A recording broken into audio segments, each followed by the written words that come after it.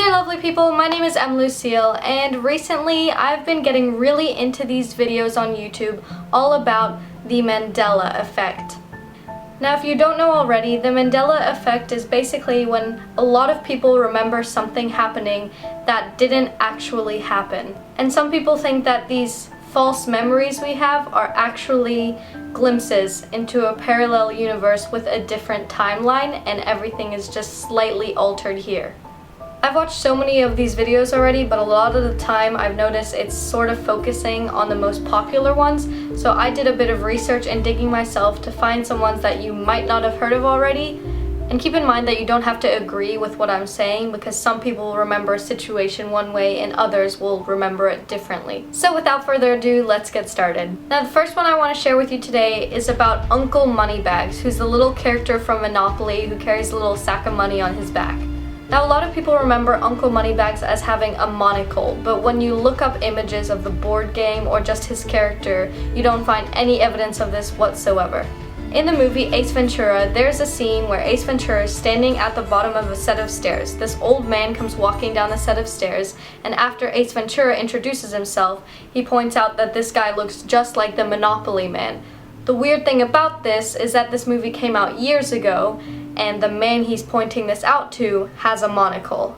I'll put a clip in right here so you can see. Who is this ghastly man? Ace Ventura, pet detective. And you must be the Monopoly guy. Hey, the Monopoly guy. The other thing pointing towards the fact that he had a monocle was that many people who have cosplayed or dressed up as this character have oftentimes been wearing a monocle. So why would they have been adding that accessory if that is not part of what Uncle Moneybags looks like?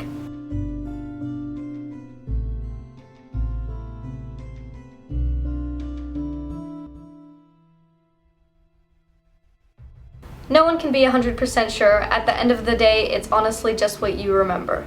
The next one is about the car company named Ford.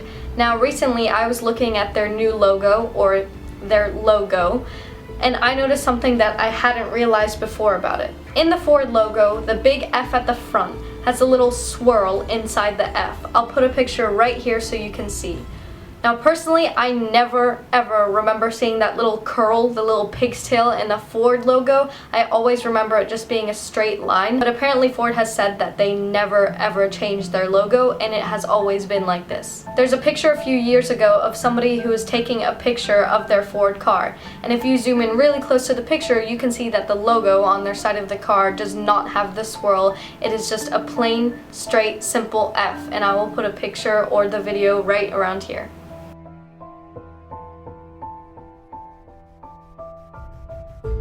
The other piece of evidence you could say goes along with this is Henry Ford, the creator of Ford. His signature itself does not have the F that is in the Ford logo. I will put a picture of his signature right here so you can see it, and you can see that the way he writes his F is exactly how the Ford logo used to look in my brain, on many people's brains.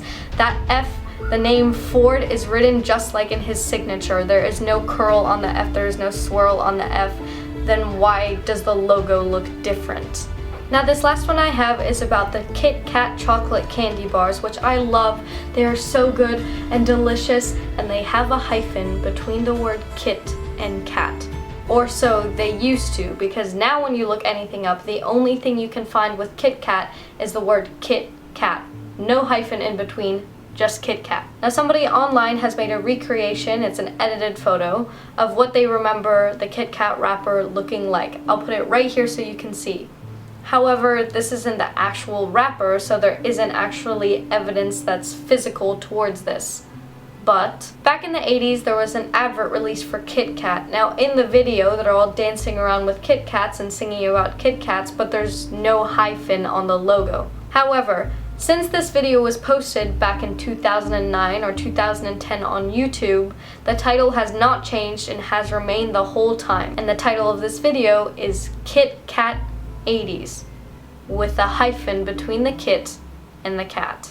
So if this advert came out in the 80s, then why would somebody have uploaded it to YouTube 6 years back and have spelt it wrong? Some people remember that when they were younger, they used to get their little Kit Kat bars and try and split it evenly down the middle where the hyphen was. They try and break it into 2 pieces so that one had the kit and one had the cat, and it used to be a game of trying to get it right where the hyphen was. Well, then if there's no hyphen, then did that game ever even exist?